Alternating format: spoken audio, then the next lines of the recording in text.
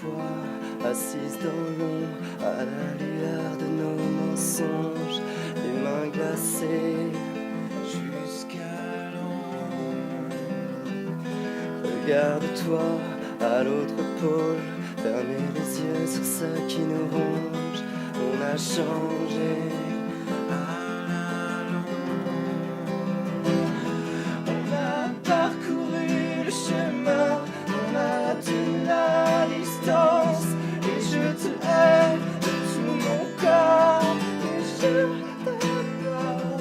On a parcouru le chemin, on a souffert en silence. Et je te hais de tout mon corps, et je t'adore encore.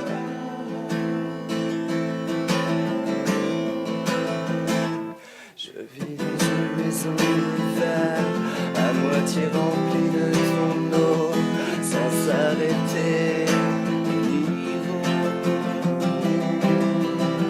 Je suis le fantôme qui s'égare, je suis l'étranger à ton cœur, seulement regarde. Comme ça. On a parcouru le chemin, on a tenu la distance, et je te hais de tout mon corps, et je t'adore. On a parcouru le chemin, on a souffert en silence, et je te hais de tout mon corps, mais je t'adore encore.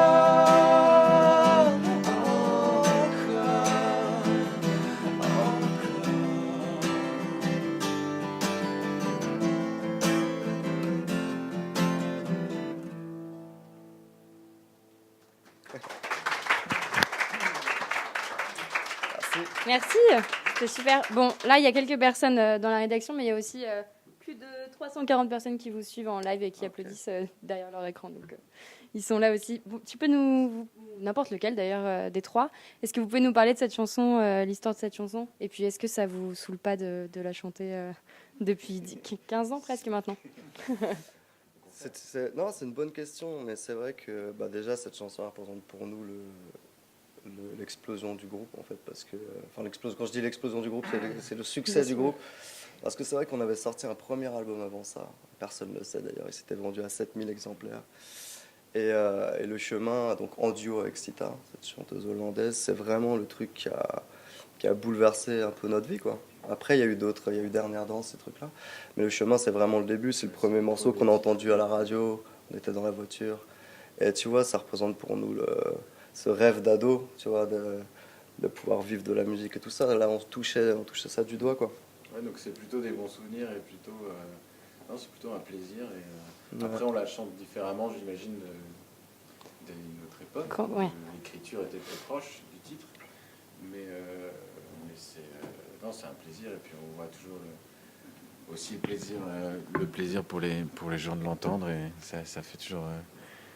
Et puis il y a cette pause de 10 ans aussi qui fait que quand on a recommencé à travailler ensemble et faire la setlist de tournée, on se disait bon, déjà on est obligé de la faire, mais en fait on se disait est-ce que c'est encore cohérent avec ce qu'on est aujourd'hui.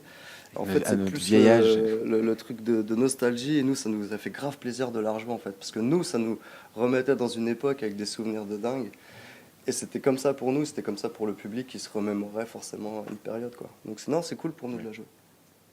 Et c'est quoi l'histoire de cette chanson? Comment vous vous êtes mis à l'écrire? Vous l'avez écrite Alors là, franchement, je m'en souviens. Vous vous souvenez pas de la genèse du chemin? J'étais encore de bonne humeur, probablement.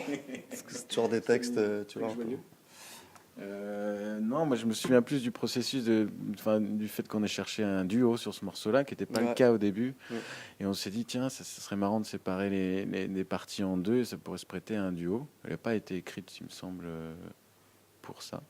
Ouais. Je crois que franchement, c'est super loin. Et on avait une première chanteuse qui a chanté dessus sur la maquette. Tu te souviens pas? Ouais, je me souviens vaguement. Ça, c'est possible de le dire, non? Ouais, tu peux le dire, bien sûr. Vous connaissez le groupe Brigitte? Oui. Voilà, donc c'est Aurélie. qui sur cette vieille maquette, la toute première du chemin, chantait, enfin nous avait donné un coup de main pour la maquette et chantait dessus, quoi. Faudrait remettre la main dessus. Et ouais, ça doit être une cassette. Et Ah, donc, il faudrait c'est aussi bizarre. remettre la main sur radio-cassette, par l'occasion. Et voilà, donc elle chantait dessus. Puis c'était le début des arrangements un peu sur ordinateur, avec des vieux logiciels, les premiers trucs. Donc on avait mis un peu des faux violons, des trucs. Enfin, on avait commencé à s'amuser un peu avec des machines, des boucles, des boîtes à rythme et tout. Et du coup, c'était une maquette un peu poussée. On était très fiers. Je pense que ça doit sonner vraiment très très mal aujourd'hui.